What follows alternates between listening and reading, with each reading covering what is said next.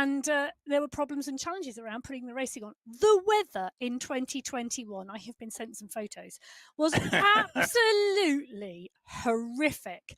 I tell you something. Proper Roubaix weather. Proper Roubaix weather, and all credit to Fabian Tapia and Joel Warren for going up against each other there, and credit to them for going up against each other here. Yep, the attacks keep on coming even as they go over the top of the next little rise. Justin Roy just winding it up with Reinheimer, who's again right up at the front. Those sprint points are earned by Joel Warren. No Belgium toothpaste today for Joel, but he will be smiling.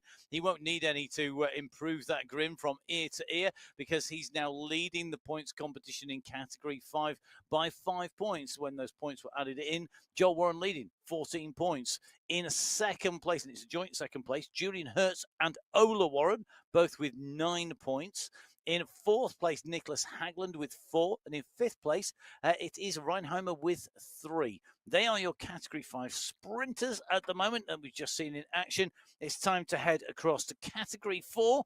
They're our next group of riders away. Category 4 winner, Giuliano. Came in through, taking that, snatching it from Gomez, and then Yulin behind, all within a second of each other. It was so good. In fact, the top 5 riders within that second, if you want to round it out, it was such a close race. And Ryan Giuliano, I often talk about him as being one of the riders who we don't really call to the fore as a favourite, but he is one of those riders who sneaks on through and stamps his mark on a race. Fernando picking up the sprint, that was really interesting. Behind Spratt, Rocker and Pino all on 5 points, so not such a big gap. And El Halami with 14 points in the climbing competition. Giuliano and Abello in second on 8 points. So the leading riders coming in through the first 5 riders in a side of 1 second, but a big sprint run to the line. In terms of teams, the BMC racing team take the team lead after stage 1. And they are currently leading from Peak Power Racing, who are 1.686 of a second behind. Cycling District 4 currently in 3rd place with the Adanuki in 4th place. On the Rivet Racing in 5th, Cycling District in 6th, the Anzacs in 7th, the Ducks in 8th, Level Champions in 9th, Lorem Ipsum in 10th, with BMC 4 in 11th. And the Black Horses, well, they are currently the tail of the horse because they are in 12th position. But no huge gaps. The first few teams, the first 4 teams, the Anuki through to BMC Racing, well, they are separated by seconds. You've got 2 minutes then to the On the Rivet Racing, who are 5 seconds clear of the Cycling District team. You've got the Anzacs versus the Ducks. They are within 0.4 of a second of each other. Category 4, super competitive in the teams, super competitive individually. Can Ryan Giuliano do the usual? And I agree with your point. We don't necessarily call him all race, but when it comes to a finish, he's there. He is. And it's a Manchado at the moment who's off the front here, absolutely pushing it. Allport is in 2, watching the front of the race with Bogram, but Manchado absolutely dialing it out the start pen in Category 4.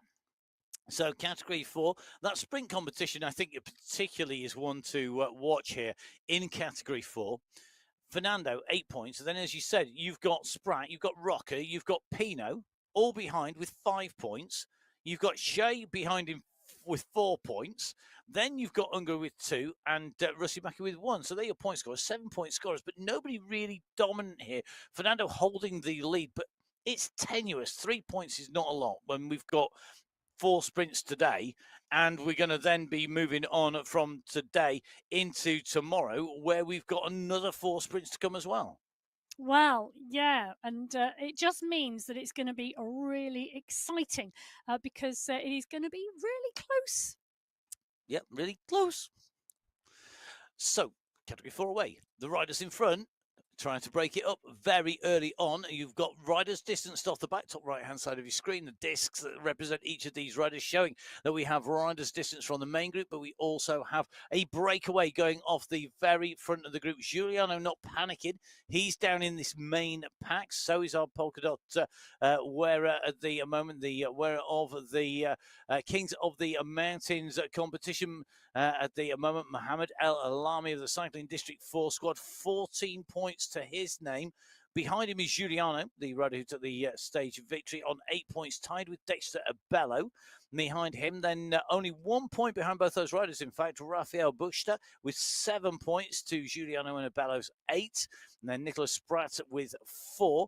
Che again up in the mix for the BMC Ducks in 6th position with 2 points. And then Buchta and Quiros with 1 point apiece. At the moment, though, this racing just in its early stages, a tentative foray off the front by 2 of our riders in Category 4. They are going through the Ferrari World at 1.7 kilometres as Category 6 are already reaching the 15-kilometre marker. They are indeed, and they've already gone through the second sprint checkpoint of the day, the Abu Dhabi sprint. Stephen Tigert held on to that green jersey, setting the fastest time and picking up 5 points. Sponsel come through in second, Silva in third, Kozel in fourth, and Escoban in fifth. The rider who came in with the green jersey, well, serious competition today. Tigert moving ahead on sprint 1, extending that lead on sprint number 2. 17 points for Tigert, 10 points for Escobar, 7 for Steele, 6 for Sponsel, 5 for Sebza in Category 6 in that sprint competition. We are in with a man who has given his name to a verb. We are aiming to get it added to the Oxford English Dictionary at some point. It's certainly in the MyWhoosh Dictionary, the lexicon of terms for tactics when racing, and that is Luke Allport. To do an Allport, to attack from the front in the early stages of the race and really rip it up. Luke in here, resplendent in that Australian skin suit, getting a fast turnaround. His washing machine must be very quick. He's managed to turn around that skin suit. Maybe he's got more than one. He's been all-porting. He all-ported the washing. He all-ported to the washing machine. He did. I all-port, you all-port, we all-port, she all-ports, he all-ports. He obviously all-ports between the washing machine and the dryer. Well, clearly. Indeed. So, Luke Allport on his way through. A fearsome racer as well. And whilst we do we do engage with a little bit of jocularity when it comes to Luke and his tactic off the front, it is one that pays off. And he's a rider who we always love to see racing because he's an aggressive rider who's not afraid to have a go. Really, really important. And that wanting to go push on, that wanting to take that chance and really push in.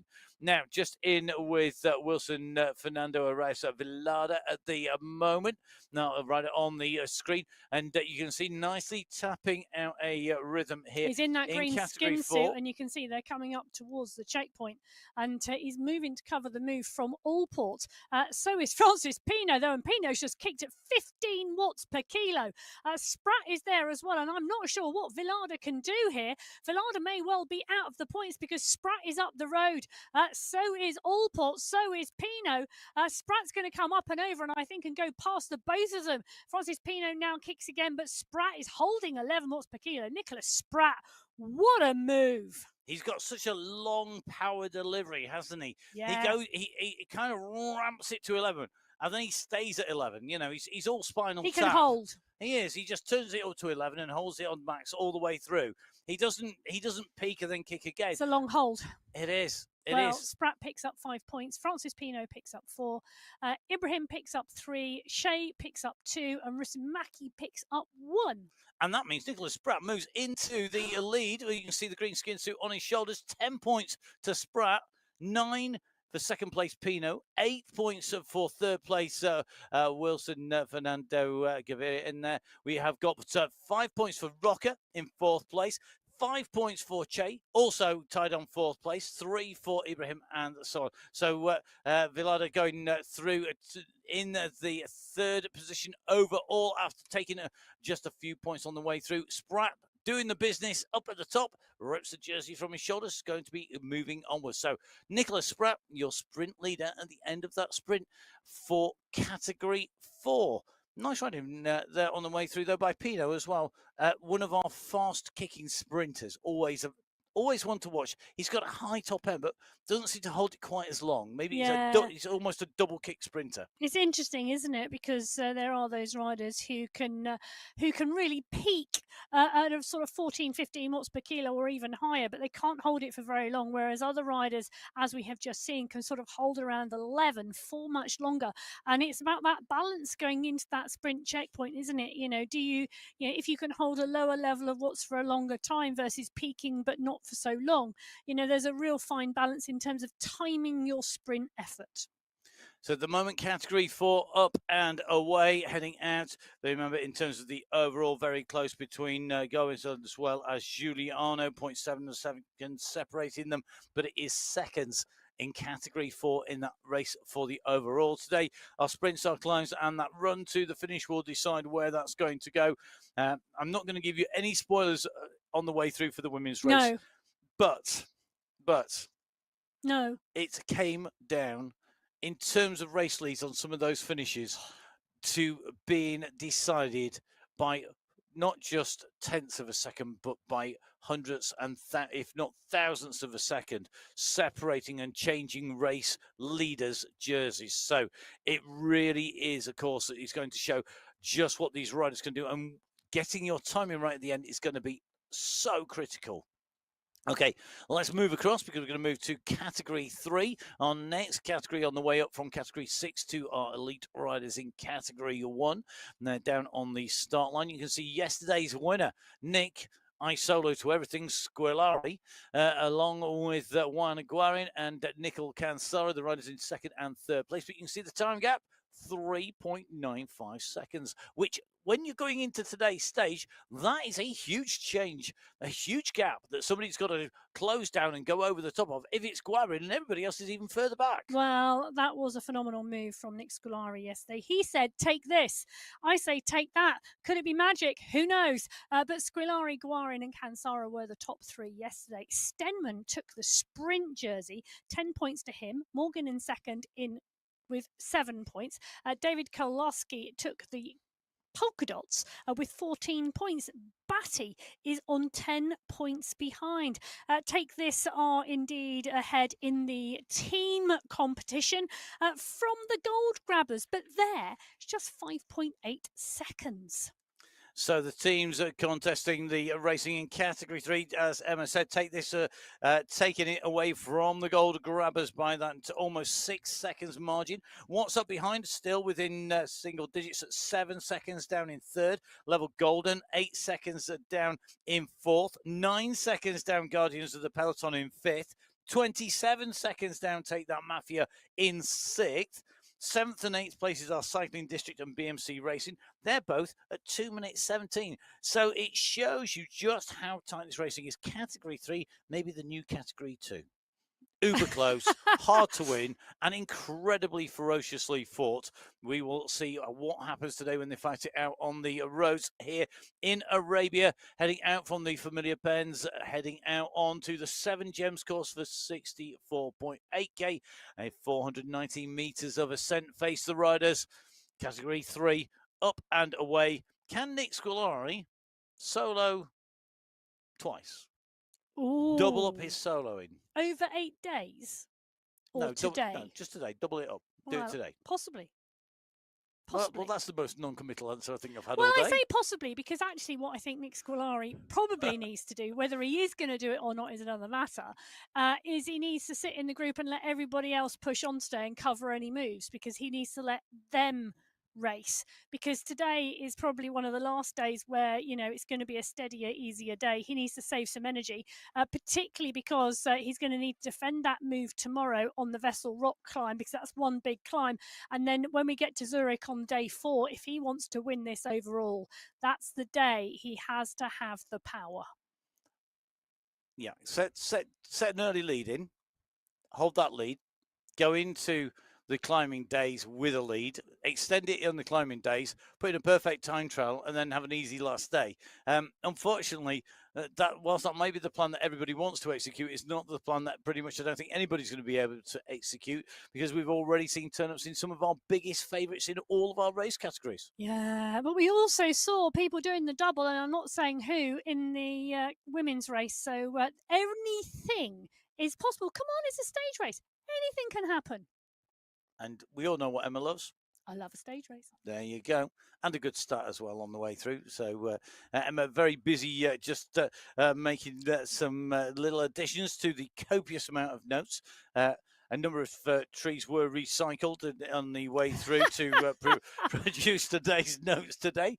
Not everything's possible in a digital format, but particularly as we've not quite run out of screens in the Full Speed Events commentary I love a studio. notebook as well. 3, 4, 5, 6, 7, 8, 9, 10, 11, 12, 13, 14, 15, 16, 17 different screens we're looking at the moment. If you count multi-displays in the screens, at least if actually slightly more. Yeah, everything now going onto paper after that. We're running out a bit of digital. So in with Ibrahim Al-Rafai at the moment. Good to see Ibrahim in here in the white jersey, leading in that Young Riders competition. The Young Riders competition is under 23. It's also known as Espoir, and it really is a competition where you see riders shine who are destined for bigger things quite often in that under 23 competition.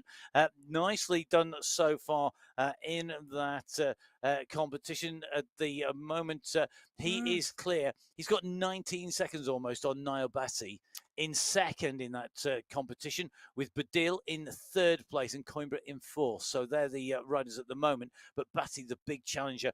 And I'm sure when we come to the mountains, Ibrahim Al-Rafai versus Niall Batty is going to be its own mini fight, its own mini war up those slopes. Its own mini epic. It'll be epic, that's for sure. It's going to tell a tale that they can tell for a long time. That's the definition of an epic, isn't it? Once upon a time, in a galaxy far, far away. Oh, no. I was really fast. Were you? Occasionally. Oh, okay. Very occasionally. Well, I'll tell you something, whether you want to rule the world or if you're back for good, who knows? But take this and the Take That Mafia are part and parcel of the team competition. Adam Stenman in the mix is here right now at the moment. He's the rider we are in with. But this pack all rolling really strongly. The Category 3 race, well, they are heading towards the first sprint checkpoint of the day. Nicol Kansara. Can I just say, Nicol Kansara finished third yesterday on the stage. And congratulations to him because he was recently wed. That's a real old school turn of phrase. Recently wed. I know. Well, I'm an old school kind of gal. I can't imagine that he and his betrothed were celebrating overly long because he's got back on the bike really quick and getting on with the riding the bike and getting into the results. So Nicol Kansara, well, yeah, congratulations, buddy, and I'm sure you're going to have a very, very happy time together. But clearly at the moment, back on the bike, back racing, and on good form. Now, Morgan on the run in towards the sprint. Stenman holding position. Al-Rafai goes over the top. We're at 3.2k. The segment checkpoint coming up, but we've got a little way to go. Now the banner comes into sight. These riders have to keep on pushing. Al-Rafai leading this out. You can see he's down on the drops there. He's revving now. He's going to get ready to kick again. You can just see holding 4.6 watts per kilo. He's in position. Let's watch him as we go in towards the sprint. Stenman is there in that green jersey as our sprint winner. Squilari is not letting the move go. Now Al-Rafai goes. You can see him out of the saddle. The revs lift up 116 revs per minute. He's trying to go with the leader, but Nicolas Fourier has opened up the throttle. I think he's engaged afterburners to go through there. Fourier takes it from Gonda, and then Stenman, Al-Rafai and Morgan. We await those positions. Al-Rafai scoring points, but not taking the win that time. Wow, that was one big sprint. And it was, of course, the Take That Mafia that is Nicolas Fournier picking up 5 points. It looks like Gonda takes 4, Stenman takes 3, Al-Rafai takes 2, and Morgan taking 1. And Gonda and Stenman, both individual riders, not riding for teams, so able to surf the wheels with no other agenda than the one that they choose. Fournier taking 5 points. That's moved him up to second place in the sprint competition overall so far. Stenman still leading with 13 points, but Fourier now to second with 10. Morgan with another good sprint in there at third place with 8 points, tied on points with Gonda, also on 8 points, and the top 5 rounded out by Oya at the moment. Al-Rafai sitting in 6th position, courtesy of that sprint, so entering into that point scoring competition as well in that sprint competition in Category 3. left-hand side of your screen rather than the right. It is Category 6. These are your leaders on the road. They are currently at the 23.6K, and that means that Category 6 have already gone over the top of our first climb on their way in through. So they've done the Leeward Desert climb on the way through. After that climb, Arago leading the climbs competition, still 20 points to the good from Toro in second with Cadabona, then Steele, and they are your top four so far. 24 Arago, 14 for Toro, 9 for Cadabona, Steele on 6 points.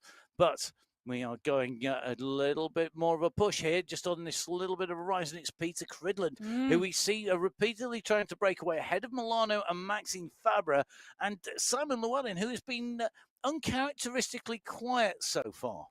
Well, so far, the Leeward climb, where they have just come up and over, they're now on the transition towards the end of the lap before they go out again. But it is Cridland and Milano are clear, 4 seconds clear of the chase behind, and that chase being led by Simon Llewellyn. It's a big pack of riders in this Category 6 race. Arago went over the top of the climb to pick up 5 points. Toro in 2. Interestingly, that was the 1 and 2 at the end of the stage yesterday in the climbing competition. Cadabona in 3, Fabre in 4, and Milano in 5. So that gap between Arago and Toro in 1 and 2 still holding. When we came to the finish of stage 1 and hence our overall positions in that general classification, you can see our winner of the stage 1 was Matthias Van He. He leads the competition overall. He's ahead of Alexei Kalman, who took second place by 0.317, another of our fantastically fast and close sprints, with Lucas Hoffman in third place. Simmons not able to feature in that final sprint quite where he wanted to be, leading the sprint competition, and Alvarado in the points. The sprints, so Emma, looking very tasty indeed. Well, yes. Simmons leading that sprint competition, Van He and Skierski both on 5 points behind. Kalman and Van He both on the same team, Abus Esports. The Abus Esports squad really packing it because Olivier Simmons on that squad as well. The climbing competition, it was Alvarado from Tagasuki. 15 points to Alvarado, 8 points Tagasuki in second. Oh. I was going to say the team competition was seriously close. The Goats from Abus Esports, 0.8 of a second separating those two teams, and 1.2 seconds back from the Goats, well, BL13 Watt Bombs. And only 0.3 of a second behind them. Fast Guys in fourth position. The overall standings at Goats in the top of the team standings. Abus Esports in second. The BL13 Watt Bombs in third. Fast Guys in fourth. Smarties in fifth. The Hitmen in sixth. Cycling District 2 in seventh. The UAE Clan team, who are aggressive all race, in eighth position. They're only 7 seconds back in eighth team position. 27 seconds back of Raiders of the Storm. Then we also have the Maple Baguette squad. They're inside of a minute in 10th place. BMC Elite Racing, DMH, and the UAE Team Emirates squad are in what is 11th, 12th, and 13th place. The Gen Z squad at the moment clearly setting off and looking to see what they can do here today. Be interesting to see how the youngsters get on. Well, it will, but there's a real large thunderstorm going on here in France outside of the studio. The Raiders of the Storm are out. They are in the competition, but Matthias Van He was just fabulous yesterday. Absolutely brilliant racing. Yep. 1 second separated the top 11, and Matthias Van He, the man on your screen, crossed the line first and gets the honour of wearing the yellow skin suit today. Now, can he defend it? Yes. I think so too. I think there's two things in his favour. One is that he's buoyed with the confidence of winning stage 1. 2 is that this race route is really going to suit him. The two climbs are punchy. We know he can do these. This, a Belgian course, said that yesterday. A Belgian course suits him. This is like one of the flatter Belgian classics, just the odds. Well, sprint uphill. I'll tell you what also he's done. he raced one of the open qualifiers for the World Yeah. Championships, and he has qualified for those World Championships once all that has taken place. All those verifications, all the agreements and all the announcements, but pretty much he is bob on for a place in those World Championship semi-finals. And I think he is a man on absolute tip-top form at the moment. So I'm really looking forward to watching him race over the next 8 days. I don't know whether he can hold that yellow jersey for all 8 days, but he's definitely gone in today wearing it. And he could well come out of today wearing it as well. Well, one of the other riders on our screens at the moment, Mohamed Mukhtawi, is here, and you can see him. Big window in the pain cave there. Yeah, Mohamed Mukhtawi, one of our real strong riders, one part of that UAE squad, and real pleasure to see him. We saw him at the UAE, in the UAE, Abu Dhabi, for the World Championships, the cycling esports. He was there watching the racing, a real gentleman to me, and one of our real talented riders when it comes to racing on MyWhoosh. Sitting in the pack as they came in through at the finish of stage 1. I'm sure he's going to be looking forward to when it goes uphill. Well, he's one of those riders in the youth competition, one of our under-23 riders. And I think that in itself is going to be a great competition in Category 2. I don't disagree at all. I'm just going to have a little bit of a check in terms of those youth winners in Category 2. But I think we're going to hit the sprints before I get there. Well, we're only at 2.1k, but there is a big push on the front at the moment from Maciej Mendakowicz. Olivier Simmons is marking the move, because this could be a move, well, you never know what type of move Mendakowicz is making, but it could well be a move for the sprint checkpoint. I'm just going to do a quick rewind. Back to the competition for the young rider in the overall. In Category 2, Zach Patterson leading for the BMC Elite Racing.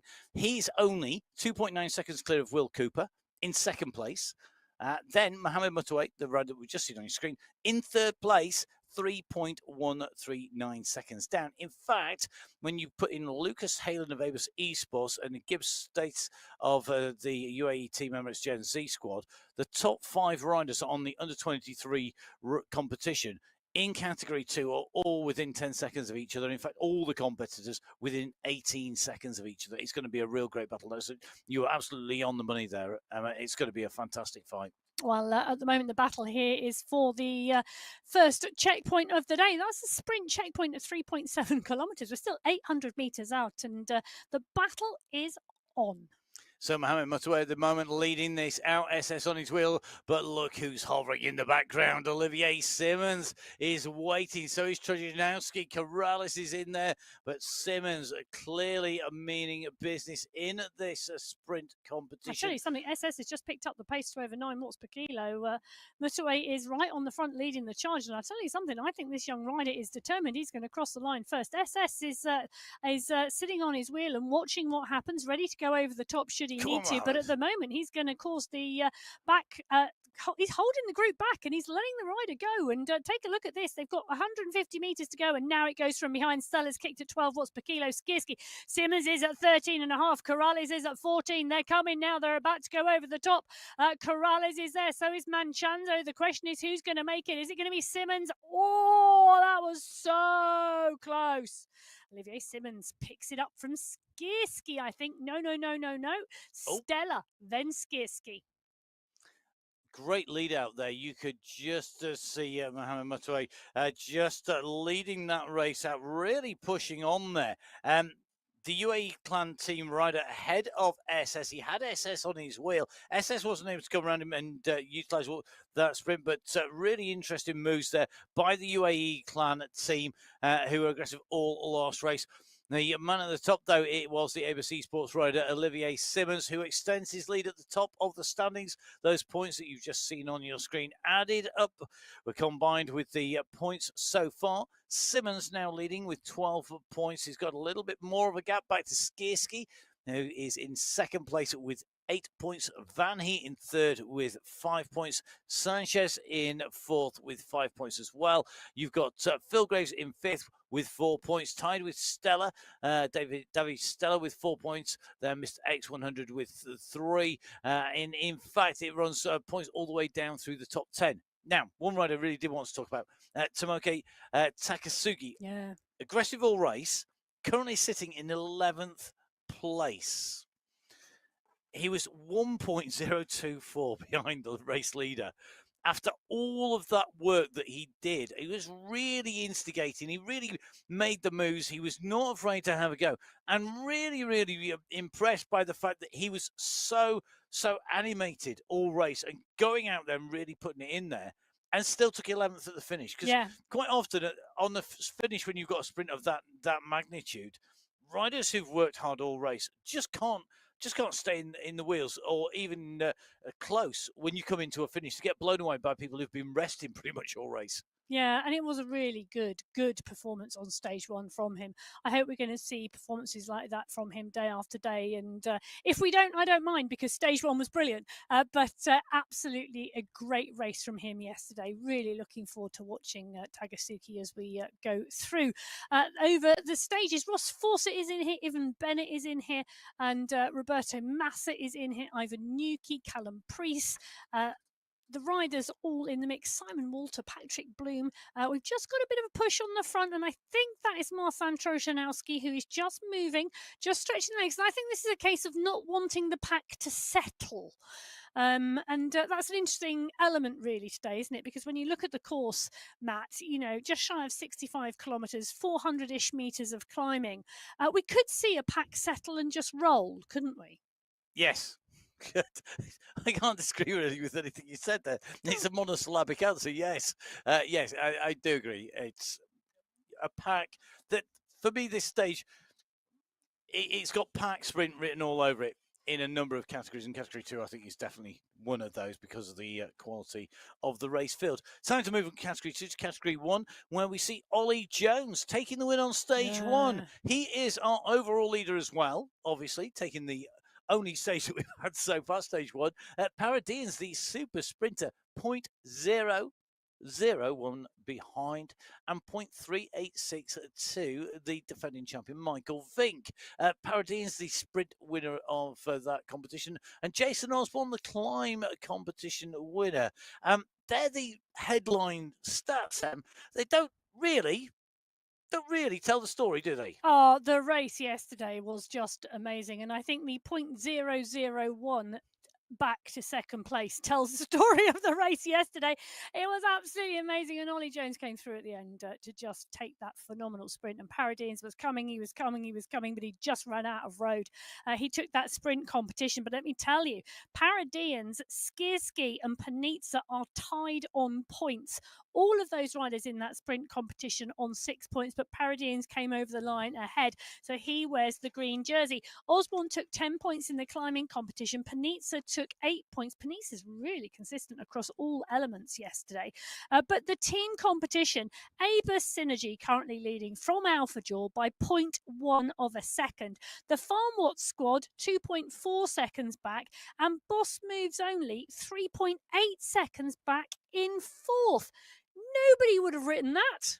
You certainly didn't, because I think you, along with everybody else, predicted the Boss Moves only squad likely to be our team winners. But we still got plenty of stages to go. So, as Emma said, Synergy in 1, Aber Synergy in 1, AlphaJaw in 2, Farm Watts squad in 3, Boss Moves only in 4, Venga Boys in 5, the Natural Born Gorillas in 6, and Les Domestiques in 7.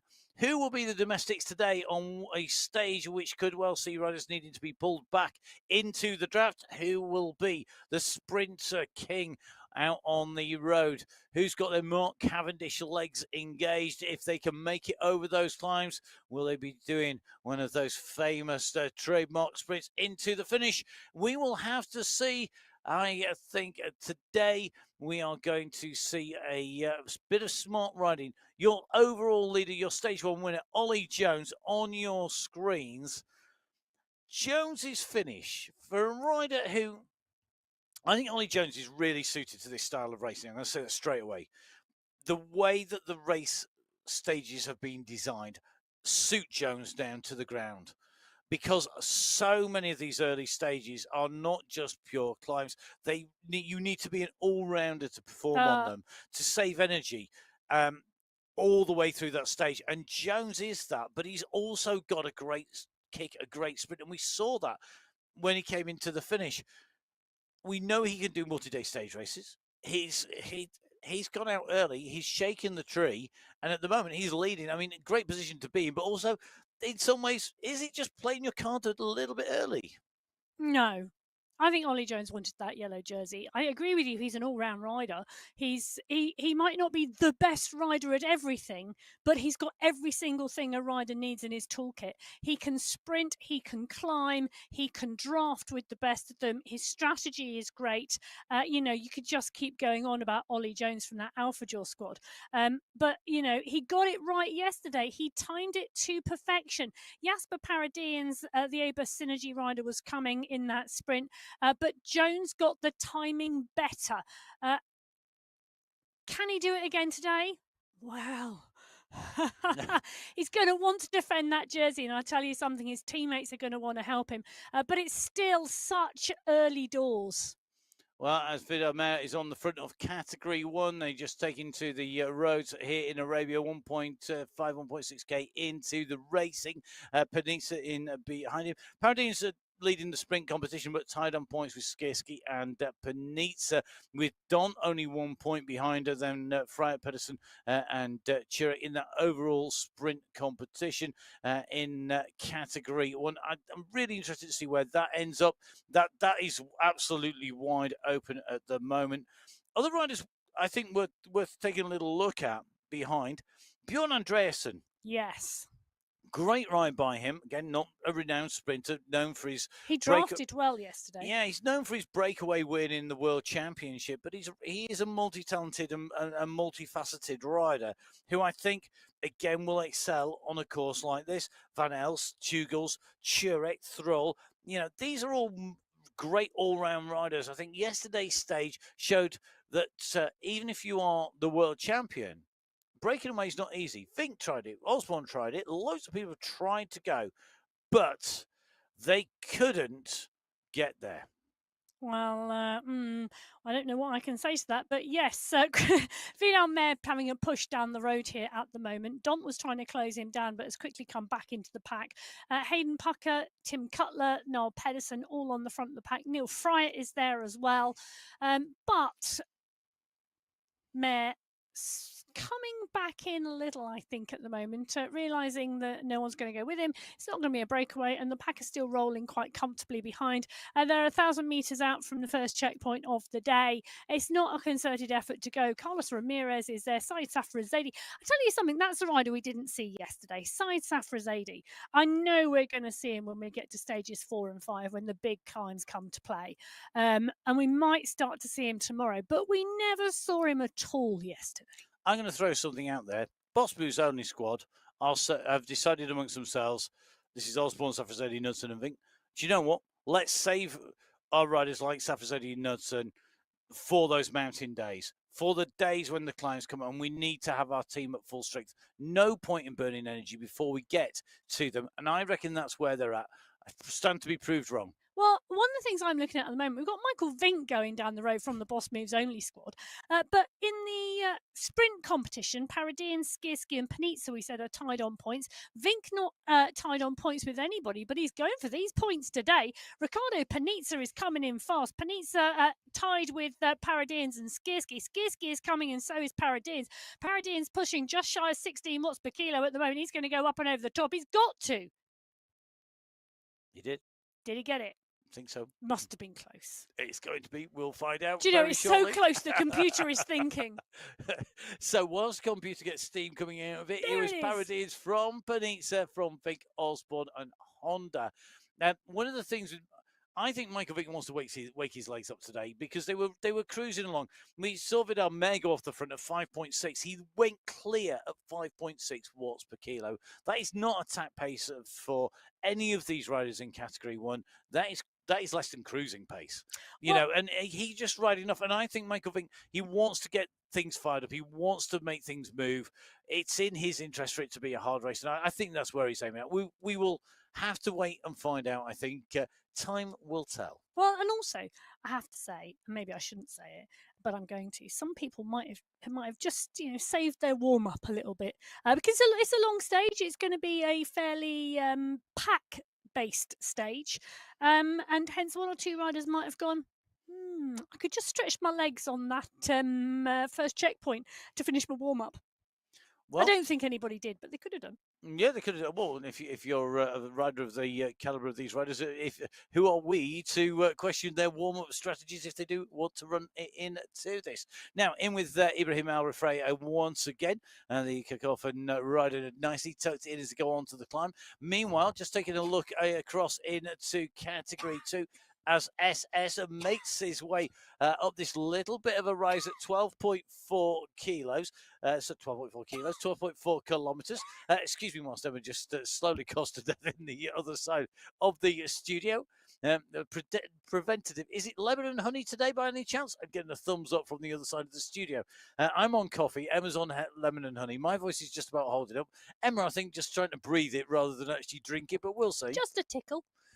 Just a tickle. SS is tickling the front of the race. So in big style there, he tickled the pedals. He's ridden away. He takes away the points on the sprint by riding clear. 8 seconds clear at the front of the race. The UAE clan team sending riders down the road. He's going to go through. And look at this. It's almost no contest. I know, it's interesting, isn't it, as to why you would do that and allow that to happen, because the UAE clan team highly likely just to continue to send SS down the road and to not let him come back and say, right, off you go, no problem at all. Please light the fire beneath this category 2 race, because there's too many of us in it at the moment. So SS picks up 5 points, Trojnowski picks up 4, Skirski picks up 3, Simmons picks up 2, and Ika Morel, one of the coaches on MyWhoosh, picks up 1 point. And when those points are added in, this is the folly of letting SS go. SS has now moved to 3rd place. He's in 3rd place in the sprint competition overall. Can I just tell you, the thing about letting SS go is he's now 10 seconds clear of the group and has settled into time trial pace. Yeah, he's not going to come back He's in not a coming hurry. back. You will have to work. If you want to go after him, you're going to have to work. So at the moment, the points competition, Olivier Simmons, 14 points. Maciej Skierski, 11 points. SS from the UAE Clan team, 6 points. Then it's Van Heet along with Sanchez tied with 5 points. Then Graves tied with Trojnowski and Stella on 4 points. So a real mix of riders in that sprint competition, scoring points on the way through. And it has to be very interesting to see how that plays out. Ross Forster is really pedaling. He's not frozen, I promise you. He's far too dynamic for that. In fact, here he is on the move once again. Ross, of course, known for being able to stream his ride as well as ride the race wherever he is in the world at any point in time, with or without camper van. Have a satellite dish, will stream race, will race on the Sunday Race Club, and racing from HQ at the moment. It's super warm there by the look of it. It is in the UK. Here in France, if it's any consolation, it has been 40 plus degrees. It was 30 degrees overnight in France. The canicule taking effect across a lot of France. Not yet reached the UK, where 22 degrees is considered a heat wave. At the moment, it is much nearer that 30 degrees. It is much nearer 30 degrees. In fact, I had 2 people yesterday from the UK let me know that it was very, very close to 30 degrees where they were. And Rebecca Johnson was one of them. She had an ice vest ready. Ice vest, always a handy thing to have in your toolkit for when you're riding. Now, interesting here, Tomoki Takasugi just having to battle his way back on. He's just ahead of Hassan Sultan at the moment. Takasugi working to go back into the group. I think that acceleration for the sprint maybe just pushed him out the back. He's having to respond to get back into position. Remember, our first sprint at 3.7k, our second sprint at 12.7.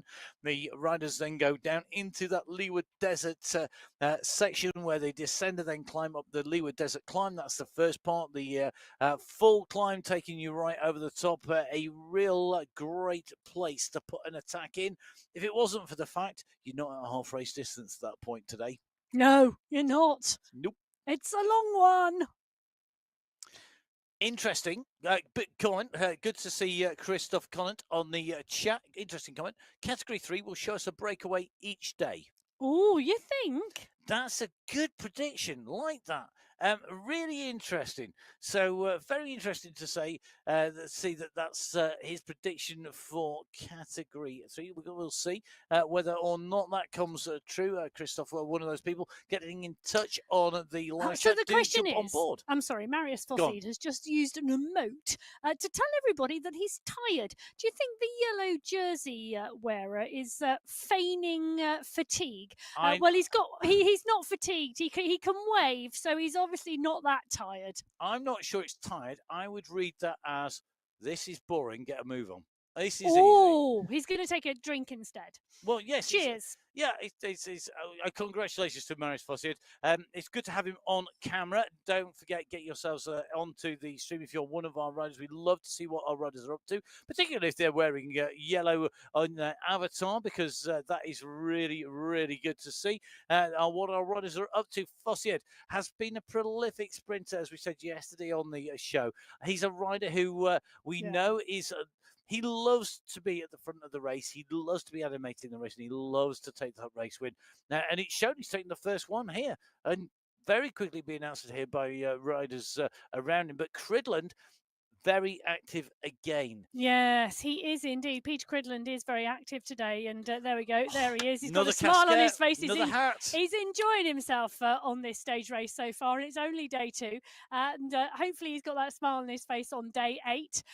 But Fosseid and Cridland, Catabona and Montoya, Milano and Wakefield with Jeff Rooney. There's a bit of a stretch on this group. They are, in Cridland, smiling with a new hat. New hat required every day on camera, please, Peter. We want to see that collection shown off to its best.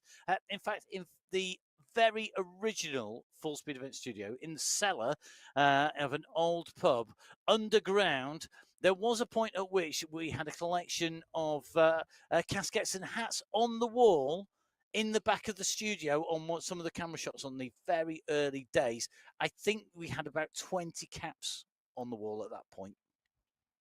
Let's see if Peter Cridland can match that. One man who at the moment is letting the breeze go through his hair is Martin Trojanowski. Interesting. Going after SS, closing the gap down, bridging across from that group to the leader.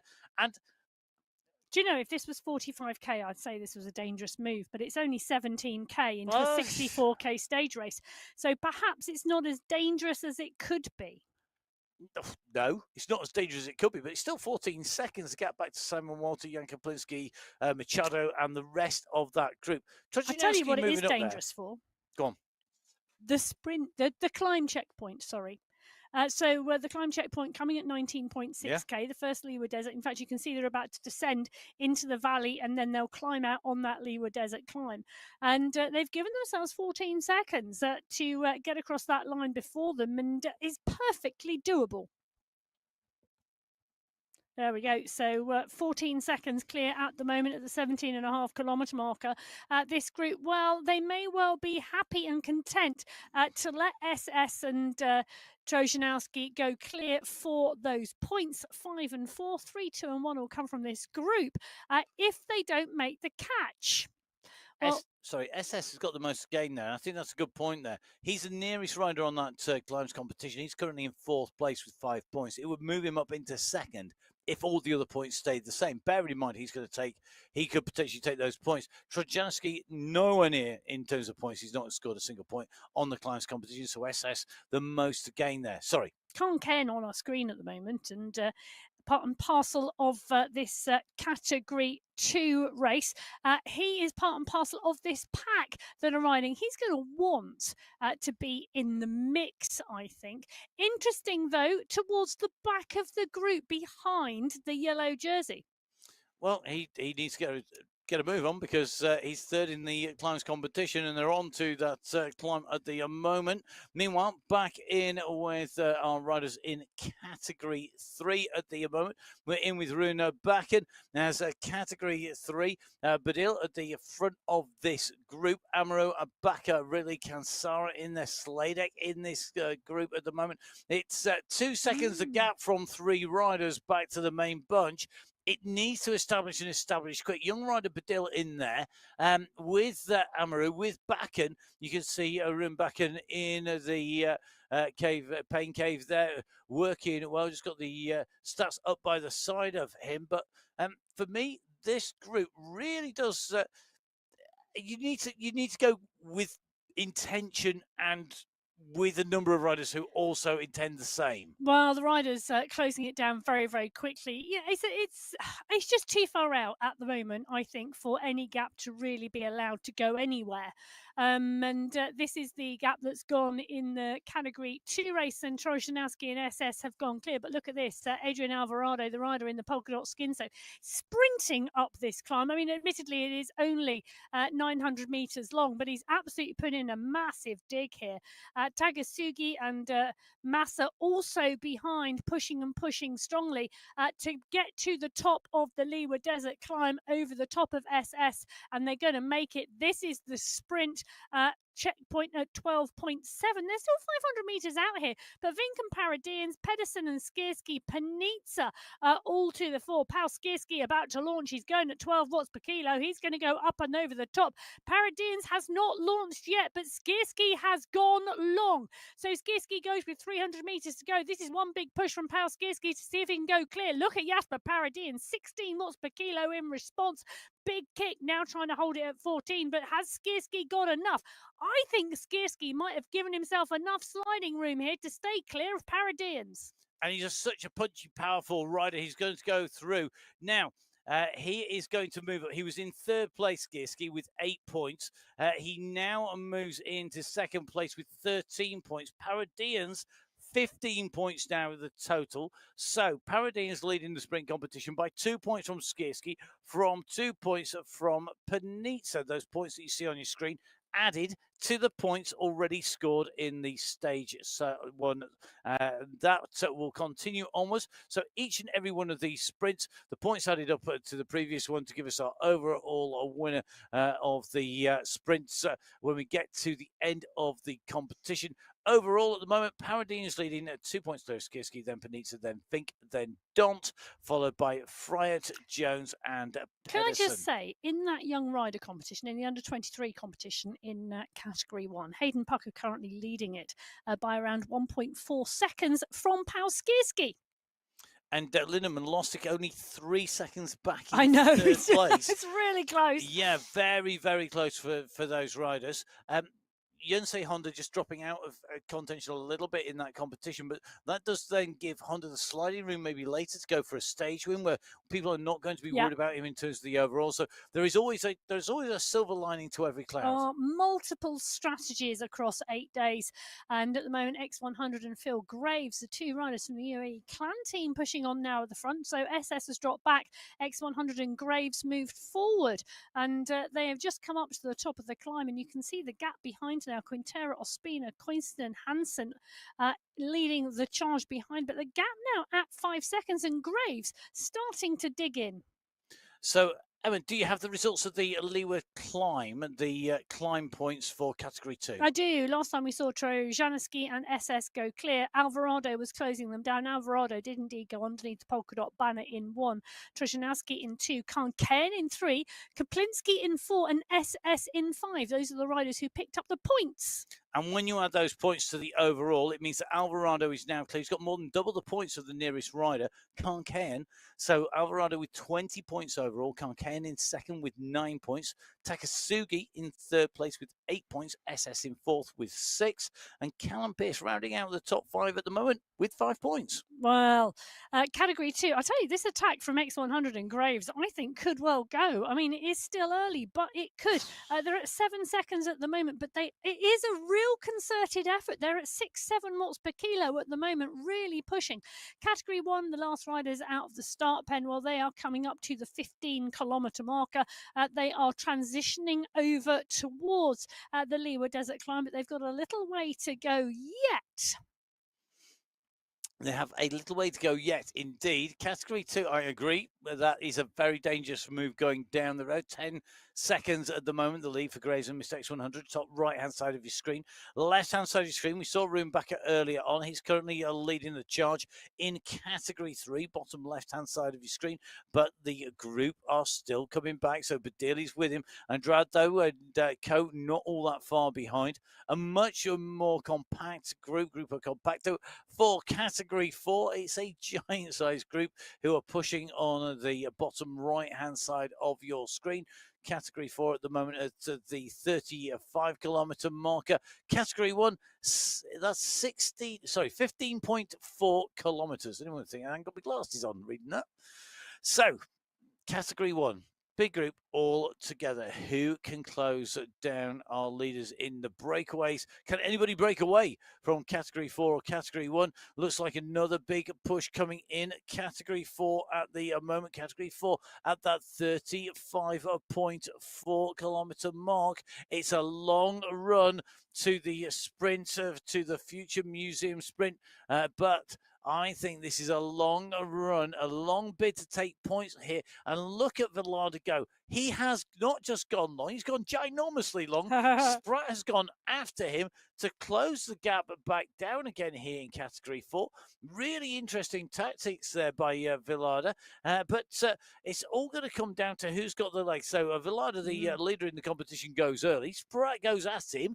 Spratt is in second place in the competition, 1 point behind. Che also is in the mix. He's got 10 points, the same as Spratt, and only 1 point to be behind Velarde. But at the moment, Spratt has got the gap, and that banner is coming. Spratt answers the move by Velarde. Anything you can do, I can do better. Goes over the top, and at the moment, at 7 watts per kilo, is holding a 5-second gap behind. The rest are going to have to actually do a sprint here as they go in. Spratt is going to cruise, I think, into this. He's got the distance, he's got the gap. He's almost halfway between the bunch and the line. If they pull him back now, I'm not sure what they've engaged. It won't be nitrox, it won't be the afterburners. They're going to have to find time travel. Well, whilst they're searching their back pockets for time travel, Nicholas Spratt has gone underneath the banner in one. Velarde, it looks like, I think, Ibrahim goes over the top, and I think Velarde might just have snuck it, but he might not. Wow, that was seriously close. It is going to Spratt with Ibrahim in 2, Ungara in 3, Velarde in 4, and Rustamaki in 5. When those points are added into the totals, it now means that Wilson Velarde has dropped from first to second place in the point standing in that sprint competition. The points on your screen added to the existing points puts Nicholas Spratt's total at 15 points as leader.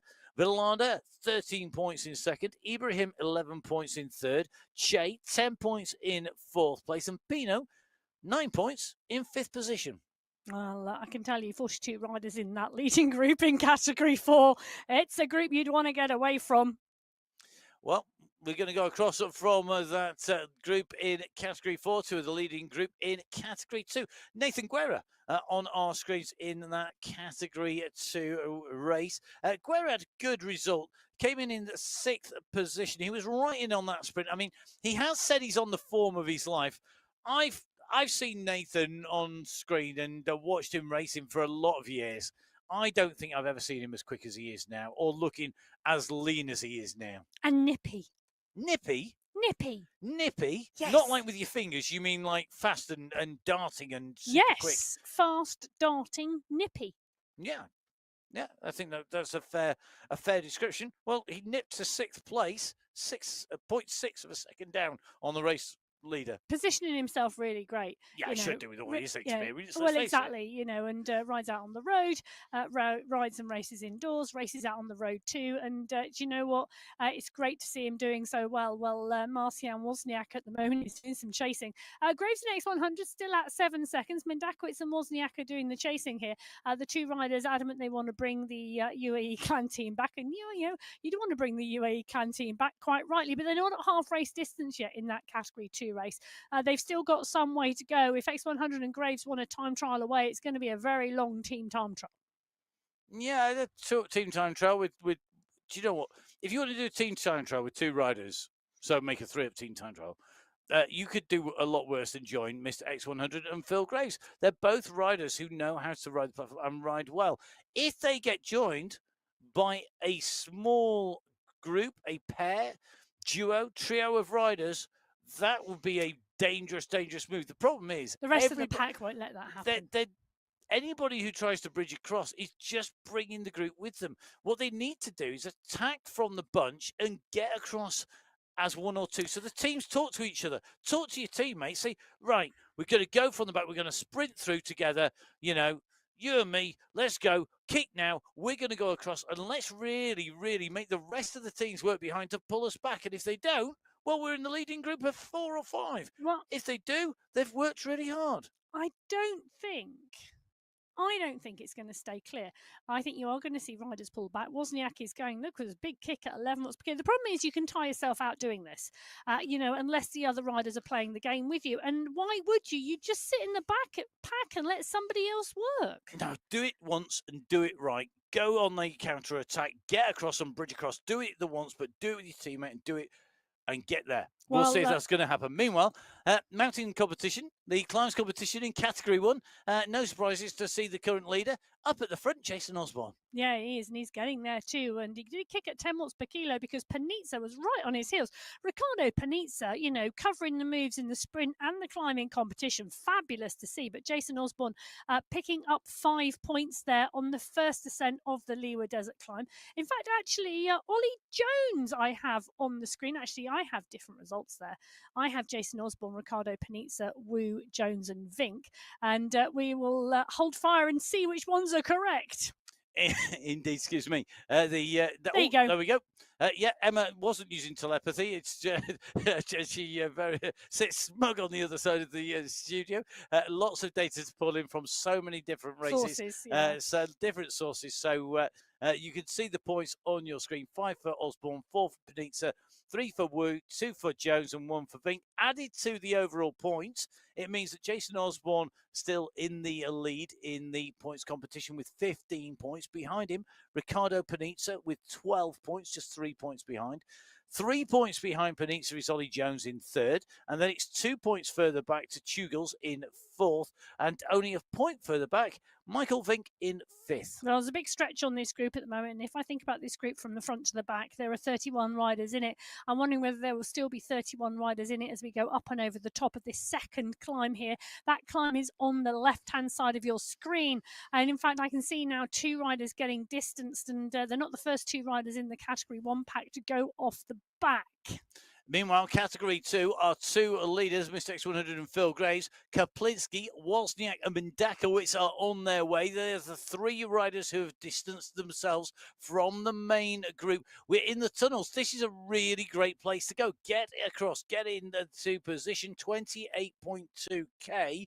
This is where it's that no man's land between lap 1 and lap 2, between the end of the Liwa Desert Climb for the first time and going into the second set of sprint checkpoints.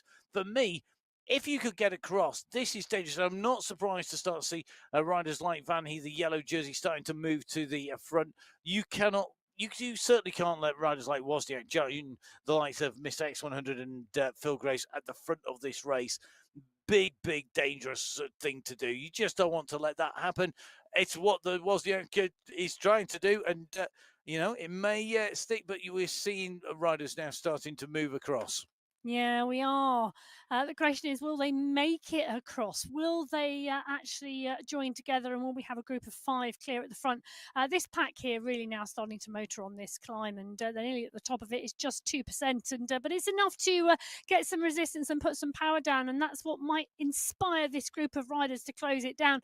What the riders need to be careful of is getting dropped off the back of the group as the group now charges to try and sweep up the breakaways.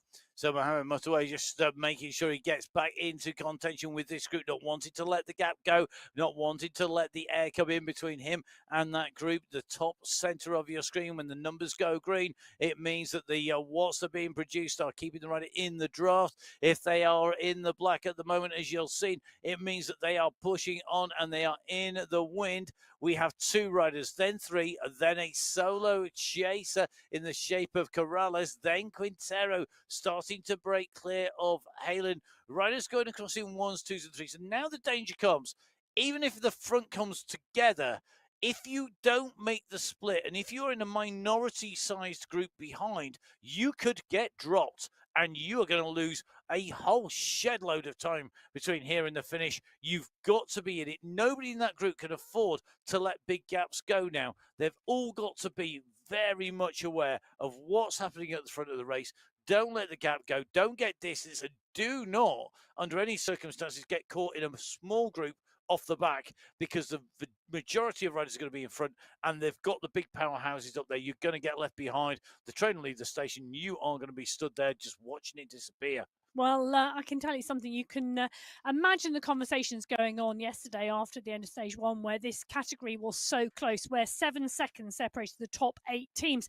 And the teams' conversations would have been, I imagine, right, how do we do this? How do we break away? How do we go clear? How do we establish ourselves in this team competition properly? And the UAE clan team with X100 and Graves and SS would have been having those conversations in spades alongside the GOAT squad, alongside the Watt Bombs, alongside Abus Esports. They will all have wanted to work out what they needed to do. And, well, they would have pushed on, and they're executing those plans today. Another rider executing a plan at the 23.5 kilometre marker. Hayden Pucker in the white skin suit of the young rider competition in category 1 has pushed on and gone clear, 5 seconds clear of the group. And Michael Vink has made the transition across. Jason Osborne is pushing on the front, and I think Osborne is going to want to come over as well. But the issue now with Osborne is bringing everybody else with him. Yeah, 100%. Hayden Pucker's move there, a classic trademark Farm Watts squad Pucker move.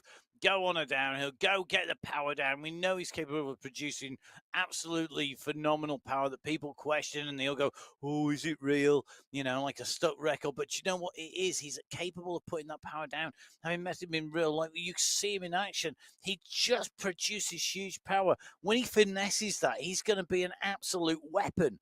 At the moment, it's still quite raw, and I think he's still got some more to come. So he's putting that power down. He goes clear. Vink chases after him, and then Osborne goes, and everybody goes, hang on, Vink and Osborne are down the road. Oh my goodness, it's Pucker. Let's get after him. Not being funny, Michael Vink's nearly got 10 years on Hayden Pucker. That's a long time to learn your racecraft. You calling him old? No, I'm not calling him old at all. I'm just saying that there is a long differential in terms of age and experience between the two. And Hayden Pucker is a young rider coming into his sport, and Michael Vink is an absolute polished stone. Past master. No, he's not a past master. Grandmaster. Grandmaster. That's a good phrase. Grandmaster. There we go. So the Grandmaster himself is Vink. He is with the apprentice Pucker. When will the apprentice overtake the master? We will find out, because they are the 2 leaders clear in Category 1. Category 2, Mr. X100 and Phil Graves still up at the front of the race. They go underneath the finish banner for the first time. Next time they see that, it'll be at the end of the next lap, because they've got to go right round this circuit once again. They have. I'm just watching Category 6, because Category 6 had just come over the Liwa Desert Climb for the second time. 21 riders, I think, in contention in the leading group at the moment. They've got the second part of the climb to go as part and parcel of the 12.5 kilometre run to the finish line. But they've been led over by Arago, Cadabona, Kozel, Cridland and Fabra. And when their points are added in provisionally, of course, because these are live stats, you've got Arago taking top spot in that climbs competition in Category 6, Toro taking second, Cadabona taking third, Steele taking fourth, and Montoya taking fifth place. Arago with 25 points to Toro's 14 and Cadabona's 13. Well, interesting moves here in the Category 1 race, because Vink's gone over the top and of Hayden Pucker, and Pucker's jumped onto Vink's wheel. Turek pushing, but so is Paradians on this to bring them back down, because it's a dangerous duo. Can you imagine a 2-up Vink Pucker time trial? It's only more scary if you put in Jason Osborne and make it a 3-up. Well, it's just amazing because the rest of the Category 1 pack have decided, nope, we're not letting you go. And they've closed it down. So we had 31 riders in the leading group here. They are at the 26.2 kilometre marker. They are coming towards the end of lap 1 and about to go out onto lap 2. But they are all together, Osborne, Andreasen. And just imagine, just between those two riders, there's 3 World Championship titles. Osborne, Andreasen, Kroll, Thrall, Vujasin, Milostic. They are all in here, whether it's the yellow jersey competition, the polka dot jersey competition, the green jersey competition, or the white jersey competition. Even the Masters competition, because let's not forget there are 5 riders in the Masters competition in this category. So Category 1 breaking yet again this time around. It is going to be, I think, Woo Justin Pucker up the road. So the dangerous trio of riders up the road. Meanwhile, Category 6 at the front of the race, again going over the top of that climb. Fossiad really dialing it over the top. Diaz staying with him. Fabre there as well, but doing damage, and they've distanced even more riders. So the Leeward Desert climb in Category 6, blowing that race apart and definitely causing damage behind the leaders. In Category 1, 3 riders going clear. We'll see whether Woo, Pucker and Co can stay clear with Vujasin. The category we haven't seen all that much of, Category 5, left-hand side of our screens. Let's just take a little bit of a check where they are on the course. They are at 51.1 kilometers, and that means, guess what? They're coming into the South Same climb. So here we go, the climb coming up for Category 5. Cirillo, our race leader in the mix here. We've got our climbs leader so far, that is O'Donoghue. So as they come into this climb, just a quick recap for you. O'Donoghue leading the climb competition in Category 5 with 13 points. 2 riders tied in second, Tapia and Tong. We then have Castro in 4th place and Hagland in 5th, Vinther in 6th, Pulaka in 7th, Strandvik in 8th, Mountier in 9th, and Ola Warren rounding out the top 10 as they go up on to that climb. Meanwhile, straight across to Category 2, because guess what? Another attack, another set of moves going in. SS charging his way up into the group with Mutaway as they come to the 34.8 kilometre marker. They're a little way off going into the Future Museum climb at 36.5k. But at the moment, Category 2 is really active today. I'm loving the Swan Years and Helpers in the background. Well, team support is really important. And I think that's really, really one of the key things for me that we see time and time again. The UAE Clan team riders do have real support there and really do utilize that because it is really important. You've got to focus on that racing. You've got to focus on the riding. You need everybody else around you to help you. Now, back in with Category 5. It is indeed, and O'Donoghue on the front. But, and I say but, they're at the 52.1 kilometre marker. They've got around 250 metres to go till they get to the top of the Leeward climb for the second time. But the push is on, and Tapia is the run pushing on here.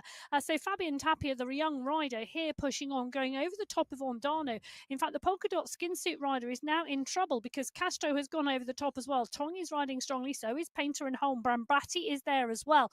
The banner is coming, and Bruno O'Donoghue may well be in trouble here. Tapia, 6 seconds ahead. What a great job from the young rider here. Fabian Tapia going straight over the top and taking the points in that competition. Castro now versus O'Donoghue. O'Donoghue just squeezing for those 4 points. Castro will take 3rd. Holm, I think, will take 5th. And Brambati will take the final point. So the sprint by Tapia to go clear put him temporarily into the lead, but O'Donoghue moving over. Castro in those last meters to claim the 4 points has helped him and added to his points total, taking him back to the top. A real shuffling around, but at the end of the sprint competition, the climb competition, at the end of stage 2, O'Donoghue is going to go out from stage 2 with that lead with 17 points. Tapia in 2nd place on 14 points. Castro in third place with 10 points, Tong in fourth place with 9 points, and Hagland in fifth place with 6 points. It is a big, big group, round about the 37, 38 rider mark, I think, at the moment, as they won't go over the top. 37, is it, Emma? 37 riders in that leading group, and 12.5 kilometres now to the finish line. And there's one small climb which they are on already, and now they are starting to push. So we're in with category 2, just a little bit of a push from Ross Fawcett on the front here, being answered very quickly, I think, by Ospina and Mutterway, along with Ritter and Thien Damsgaard now moving up. Ross Fawcett, dangerous man to let go off the front of the group, really pushing on. Well, Mutterway picked up the points as they went through the Future Museum sprint checkpoint at the beginning of lap 2, just around 700 metres ago. That's what we saw him driving towards, and he was rewarded with 5 points in that competition. SS took 4, Bennett took 3, Skierski took 2, and Manchando took 1. It's a big pack of Category 2 riders as well, as we were watching the Category 1 race. And tell you something, it's Pucker on the front again. Well, why not take it to him? Best form of defence is offence, and at the moment, really pushing on here. Really interesting. The Farmart squad sending him down the road and time again. Harris, Norum, Puckett, Nair, Andreasen. Yesterday, Andreasen was doing a lot of the animating, going clear. Now we're starting to see Pucker putting in the moves on the front, seeing what moves it provokes, causing the rest of the riders to chase. The more you can make people work when they don't want to, the more that you make the likes of Fink and Osborne work when they don't want to, the more that you can really put the pressure on everybody else. At the moment, it's all about pushing on. It's all about squeezing on. It's all about trying to open those gaps up. At the moment, Pucker's move off the front, that's not a chase yet. That's not a move. I think people think, we've seen this before. It's one rider. Let's see what develops. Well, it's always the same rider at the moment. Really interesting. Now, into category 4, certain Nicholas Spratt on the move, 49.6k into this race. Nicholas Spratt's doing a squirrelary off the front at the moment. Well, why not? Yeah, why not? Give it a go. I mean, he's still got 15k to go, but, you know, yeah. It's 15k time trial. Well, yesterday there was some disbelief that Squirrelari was going to make it, and he did. Spratt has gone. He's got a little bit of a gap here, 7 seconds at the moment. And this is now, when you make these moves, for me, one of the key things, it's not about what you do, it's what happens after, how much reaction there is. Well, and he's looking for that next climb. The Leeward Desert climb on lap 2 comes at the 52.4 kilometre marker. That's the checkpoint. And Spratt, well, he's at... 50.3. Yeah, he has it. He is at 50.3. He's got 2k to go. I think that's an intention for the climb. I don't think you're wrong. Now, just a little bit of a check into category 1. Great riding by Christopher Morgan. He has got a 14-second lead. Top left-hand side of your screen. He's clear at the moment. He's also doing a squirrelary, doing it with some aplomb, because that 14-second gap is to a big group of riders behind. Budil, Sladek, Tidholm, Amaro, Kalman. It's a real who's who of that Category 3 race. And at the moment, Christopher Morgan of the 44.1k marker is clear. And it could well be that he's going to pick up not just the points as they go through the Abu Dhabi sprint, but he's able to keep that gap into the descent to the Leeward Desert climb. Well, time will tell. And time is very telling, because we're looking at the bottom right-hand corner of the screen, or at least I am.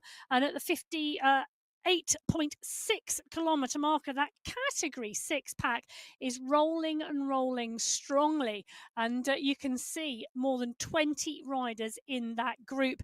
And in fact, I'm just taking a little look at my... Oh, I've not written it down. How dare I not write it down? Honestly, this is why I like paper and pen, but you have to remember to use them. Rooney, Corvac, as you see insights into the commentary box today, Escobar, Mamba, Maillard, McMurtry, and you can see 24 riders. Thank you to the wonderful team back in production, putting these pictures out for us. We respond to what they do, and they're just showing they respond to what we say as well. What a team! Yep, I have to say it is a big team. We get the nice bit on the front, putting words to the action. They have to spot the action. The riders, who's in the Zoom room, who is going to go on screen. They're simultaneously watching 6 race categories, whilst at the same time controlling all of the graphics that you see, all of the pictures that you see, and trying to make sure everything goes out smoothly and without a single hitch, which in such a complex operation, it doesn't always work. I mean, let's face it, we can have a pen and paper and forget to write things down. And if anybody's heard my counting skills backwards from 5, you'll know they're absolutely rubbish. But fortunately, as a team between us, we're hopefully keeping you entertained on the way around. Please, please, please do get in touch. We would really love you to give at Biking Emma a follow on Instagram, at Matt Fixer Payne a follow on Instagram. Give MyWhoosh a follow, and of course, get on board on the chat and follow our riders. Follow Jeff Rooney, a man whose exploits in taking Strava segments in his hometown has put him now as a target. He is now known. You actually, it is a mark of respect if you manage to take one of Jeff Rooney's KOMs. Is it? Because he is so prolific chasing Strava segments, apparently. Well, can I just say to you, I'm noticing there's only 5 maps left on that whiteboard behind. So yesterday's one is gone. I'm assuming today's is in front of him, so he doesn't need to turn sideways to check where he is, which leaves 5 left on the board for 5 stages yet to be ridden. Ceremonial burning of the stage profile no, afterwards? No, absolutely Scrunch it not. up and throw it in the shredder? Keep them as a memory for the future. Or as a reference in my pack. In your extensive notes, yes, we know. So well done to Jeff for always keeping us entertained and for some fantastic shots into that pain cave. We continue onwards with our Category 6 riders at the moment. They're at the 60.3k marker.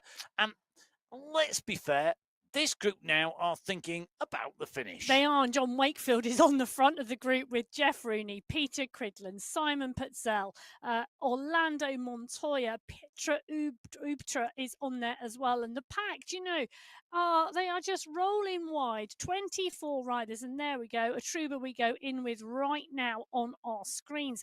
Part and parcel of that group, you can see multiple skin suits in there. The young riders there, the polka dot skin suits there.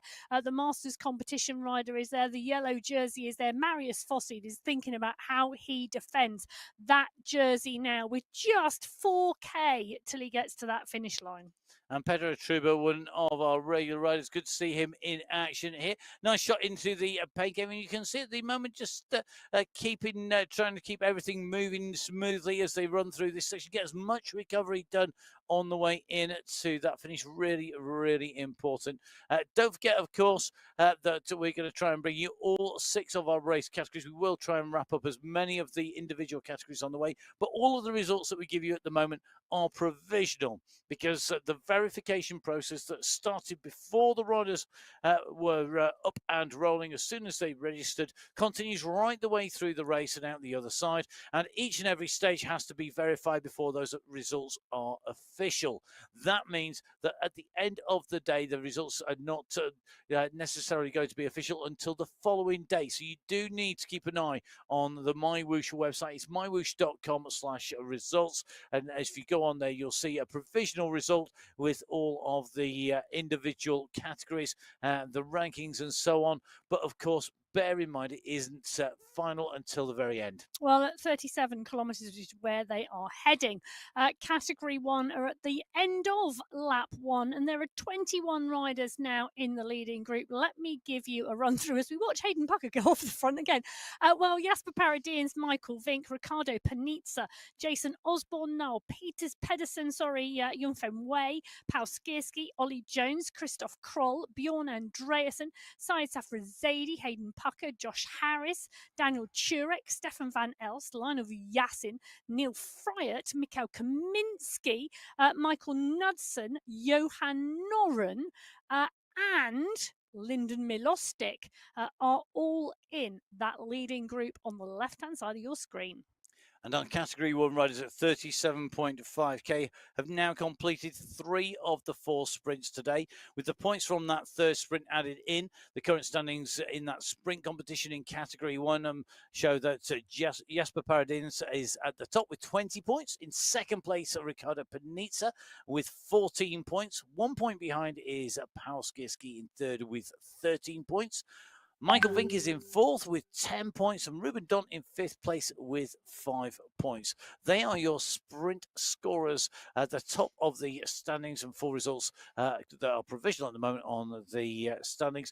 But Pucker once again on the attack, on the move, going on the other side of the sprint, doing that classic double. Wait till riders go through the sprint and then go yourself over the top and attack. Well, the Farmwatch squad putting him down the road again, and interesting to see how this plays out. The Farmwatch squad, Josh Harris, Johan Noren, Hayden Pucker, Zach Nair and Bjorn Andresen.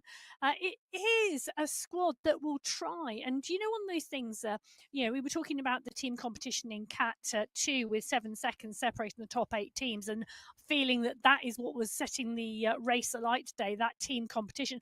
Exactly the same in Category 1, 3.8 seconds separating the top 4 teams. Aber Synergy in 1, AlphaJaw in 2, Farmwatts in 3, and Boss Moves Only in 4. They can wait till we get to the mountains, or they can strategically plan to do something. And I think the Farmwatts squad, today is the day they're having a play. Why not? Well, why not indeed, I have to say. But the 62.9 kilometre marker, this is the run for the line for Category 6. We saw there were 24 riders in the group the last time we were in with them. I see no riders off the back of the group as they come through into the roundabout with 24 riders in the leading group. The yellow jersey is here. The white jersey is here. Yesterday, it was Fosseed versus Tigert. 3 seconds separated those two riders. Cadabona, Orego and Cridland rounded out the top 5. Well, a 24-up sprint today. It could go anyone's way. Yeah. Going to be entertaining. Fosseid, though, winding this up from a long way out, goes up onto the front in that yellow skin suit. Everybody knows exactly who that is as he goes up the road and moves to the front, wanting to pick the pace up a little bit. Some people will want to sprint from a high pace. Other sprinters are the people with big power, but a lot of torque, who can put down some massive watts, but only do it for a very short period of time, will want it to wait for as long as possible. So if they're only capable of producing they might kick out 2,000 watts, but if they can only do it for 3 seconds, they need a 3-second sprint. And that means leaving it late. They're not going to get that. I think what we're going to see is we're going to see this wind up in here. And then, Emma, when they get into that last section, it's who can sprint off the top of quite a high speed. I don't think, because today has not been a mountain stage, it's been what is a relatively straightforward stage, I don't think we're going to see an easy sprint from a low, easy for those people who want a short sprint. We're going to see a high-speed sprint, and we're going to see it going at pace. Well, at the moment, it's about positioning within the group, and I tell you something, Marius Fosseed is pushing on here. This is a long run, actually, to the line. We've still got 700 metres to go. I wouldn't want to stick my nose out this early. He's now backed off a little. Milostic is there, Escobar is there, Cadabona and Pitzel. Orego is on the front, but the pace is really, really steady here. I think you're going to get your explosive sprint, Matt. Yep. That's my guess at the moment. Let's see who's going to go. We've already got a push off the front. Well, Peter Cridland, who's been active all race, goes early. He goes hard. It's a long way around this left-hand turn to get there, but he's got the gap. And at the moment, Martin Newman and Riley Milostic are chasing. You can see Llewellyn, Fosseid and Orego on the left of your screen, but they are chasing Peter Cridland, who is up the road. Fosseid in the yellow jersey is coming hard in second place. Will he close Cridland down? It's all going to be about momentum, and Fosseid has it. He goes over the top. Marius Fosseid, he won sprint stage number 1. He's absolutely dialing it. 2 in a row for Fosseid. He goes over the line. He punches the air in delight. What a ride by Fosseid, taking top spot behind youngster Riley Milostic, flying through the line. It was Fosseid from Milostic, from Cridland, from Fabra, Escobar in 4th place, Orego. Escobar in 5th place, Orego in 6th, Cadabona in 7th, Patzel in 8th, Corvette in 9th, and Llewellyn in 10th. But Fossied, 2 out of 2, extends his lead at the top of the standings. It does indeed, and it is really, really interesting to see that Category 6 race roll out and play.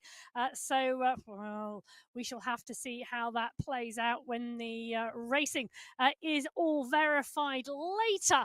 But well, it is going to be exciting and great to see when everything gets added together. Stage 2, Marius Fossi doing the business just as he did yesterday in Category 6, and that is winning a sprint. Well, Category 5 are the next riders coming towards the finish line. They are 2,000 metres away, and it's a great sized group as well here.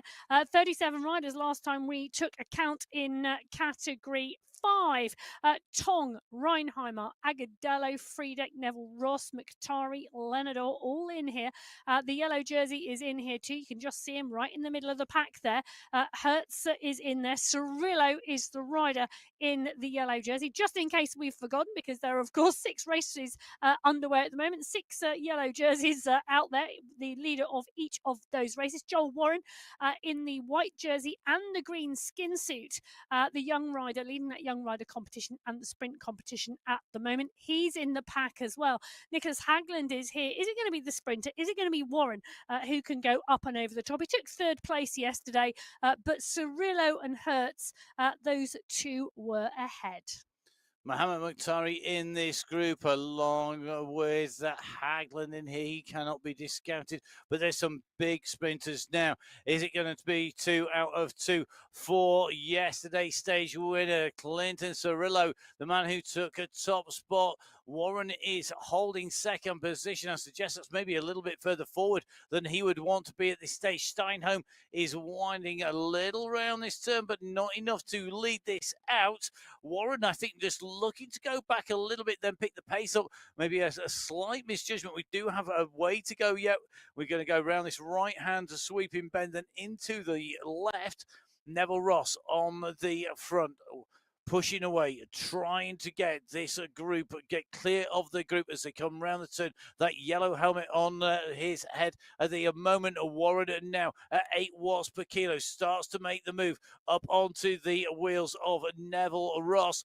Coming in onto the right-hand bend here, Neville Ross leading this out. Will he be able to stay clear? Well, it's going to be a big ask, as behind him comes the yellow jersey himself. Clinton Cirillo is leading the charge behind. He doesn't want to lose that yellow jersey. He will want to take the stage. He drops down, though, to 5 watts a kilo. Is he shot? Is he blown? Look at this. Hertz has gone over the top, and Neville Ross is going to come into this left-hand turn in the lead. The banner is coming, but so is Hertz. Hertz is onto the wheel here of Neville Ross. He comes on the right-hand side over the top. Goes Julian Hertz. Hertz's day today here on the sprint run, here on the 7 Gems in Arabia in Category 5. It was a frantic run into the line there. Hertz goes over the line in 1st place. Neville Ross in 2nd. Reinheimer in 3rd. Mounty in 4th.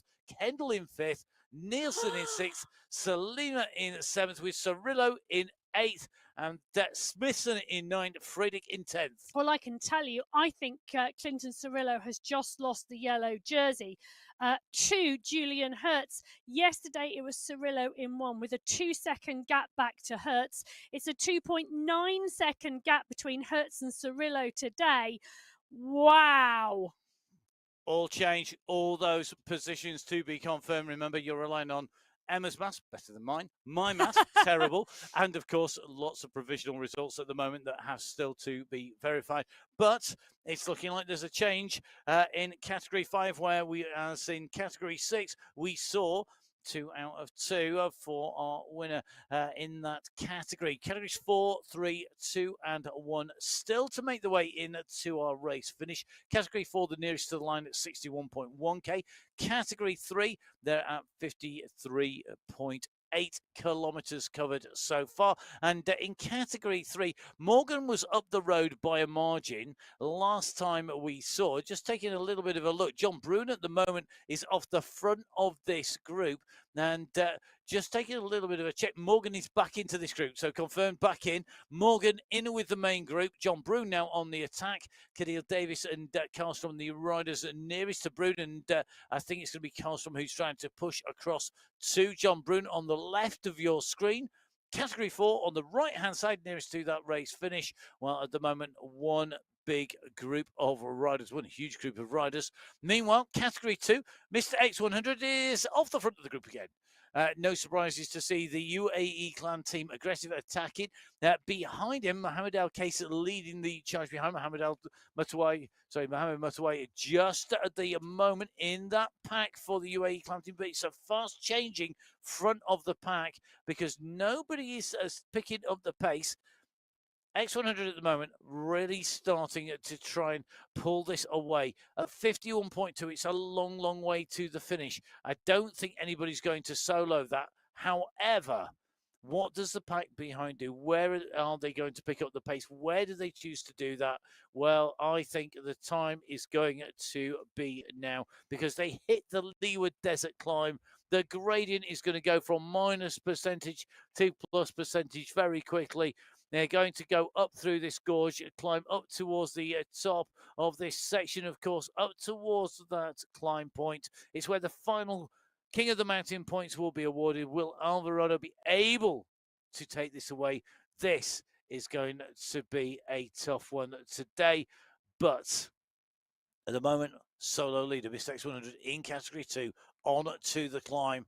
The big pack starting to close down. Oh, the big pack, and it was big. 46 riders at last count. One rider clear at the moment, but we do know X100 does like to give himself some sliding room in these climbs because we see some big power come out of the riders behind, and Ospina, Alvarado, Matheson, Cooper, Trojanowski, Thiem, Fawcett, all picking out the numbers at the moment. We go in with Matheson at the moment. He's right towards the front of the pack, just on Guerra's wheel. Becker is there as well, the Danish rider. Bennett is in the mix, so is Morel from Spain. He's in the mix too, and they are climbing strongly.